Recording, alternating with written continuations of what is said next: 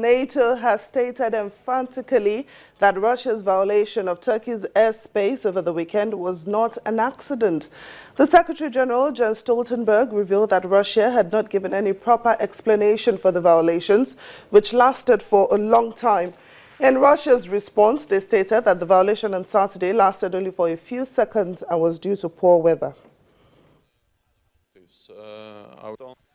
I will not speculate on the motives. I will just reiterate or restate that this is a serious violation of Turkish airspace. It should not happen again. Anyway, it's unacceptable to violate the airspace of another country.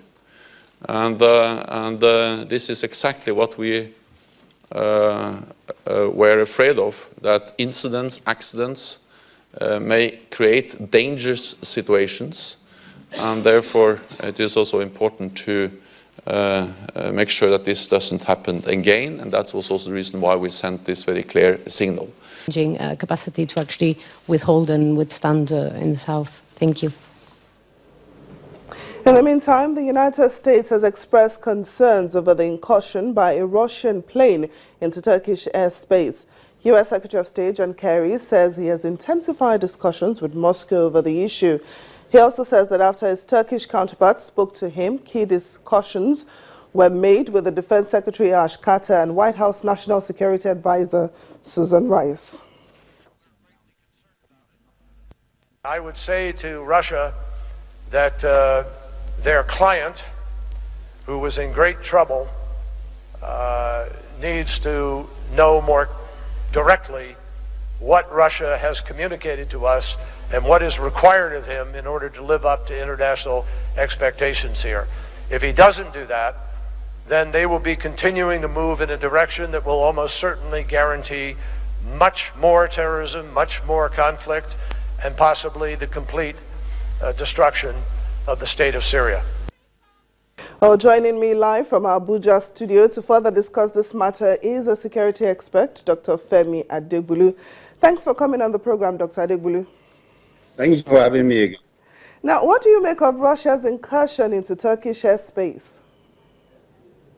It's a sheer display of power because there is no justifiable reason at all for another power to invade the sovereign space of another country. Is a sheer show of pugilism in international relations, and that's very unfortunate. It portends real trouble. What kind of trouble are we talking about here? Trouble of retaliation. You can see the world is frowning at the situation right now, and you know it has the capability of drawing other powers into the fray, and when that happens, the world will be in trouble. The world will be in turmoil. I think the earlier the world is able to caution Russia to seize this show of power, the better. Now, Dr. Adegbulu, Russia has begun carrying out airstrikes in Syria, reportedly to target ISIS. But there are fears that Russia is actually aiding President Bashar al-Assad by targeting rebels fighting his government. What's your take on this? Well, it's the same thing, because it's like Russia is just trying to show that it's still very relevant and is a power to reckon with, because these are a regime, an evil regime that the whole world is condemning, and the world is trying to really curb the excesses of Assad administration, and somebody is there supporting, aiding and abetting. And this also is a serious problem, which the General Assembly also frown at, because the act is capable of perpetuating Assad in government, because this is somebody that the world is trying to ease out of power peacefully, and he has resisted all attempts to ease him out of power peacefully. Now another powerful country is aiding and abetting and supporting it, and this will further embolden Assad, and this is not the type of international relations we really need at this time at all. Now, Dr. Adegbulu, at the UN General Assembly last week, Russia says it will be a mistake to push out President Assad. Is it possible that Russia has a point? I mean, for instance, let's look at what happened in Iraq and Libya. Ever since the downfall of Muammar Gaddafi and Saddam Hussein, these two countries have been unstable. Could it be possible that Russia has a point when it says Assad should be part of the healing process? Well, I wonder when Putin became an advocate of peace, and he's behaving as if he's so altruistic to the extent of trying to pacify, the regime there. I see his actions lately, to me, are very tendentious. So what he says, it should not be taken to the market. I don't think he's a man to be trusted. Okay, so it's like he's trying to reenact the Cold War. So where you have two parallel paths, where you have America on one hand, then USSR on the other hand. I think this is exactly what he's trying to replay here. So that is everything that America opposes, Russia embraces. So this is the situation we see now. I don't want to trust Putin for what he's saying about Assad at all. His antecedent does not actually support what he's saying now.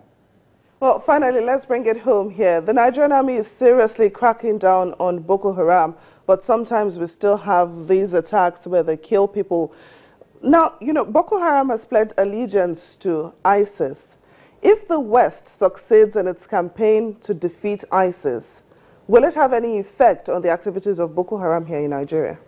Of course, yes. If we have effect, one of the effects is that the supply chain will be affected. Then the morale that is being boosted by IC hitherto will also, suffer. But then the domino effect of that is that the Boko Haram will be a kind of dispirited, in the sense that when the major source of supply is affected, it will also affect Boko Haram. But you see, there are other sources of funding, the financial aid and support this international group get.